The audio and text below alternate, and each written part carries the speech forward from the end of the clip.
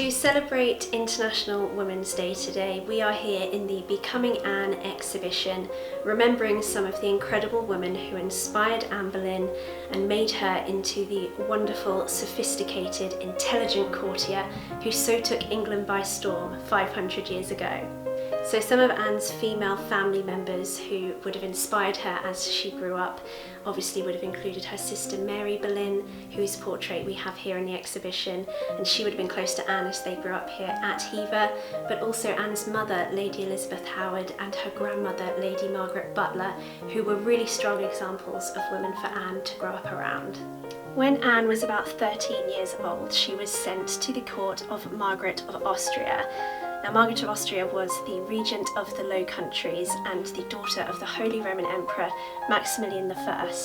Anne spent about a year in Margaret's court, and here she would have been exposed to all sorts of fine arts, culture, literature that she took with her throughout her later life, and Margaret surely was the perfect person to start Anne's prestigious European education. Only a year later, Anne went to the court of France, which is where she spent the next 7 years of her life, and here she met some of the great women of the 16th century.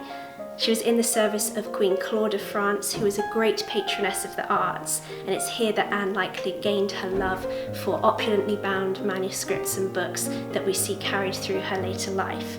She was also exposed to Marguerite of Angoulême, who was the king's sister, and she was a great patron for religious reform, another cause that we know was close to Anne's heart. And finally, from Louise of Savoy, who was the king's mother, I'm sure that Anne learned so many lessons about the exercising of female political authority in the 16th century Europe, as Louise herself was regent of France for several years whilst Anne resided there.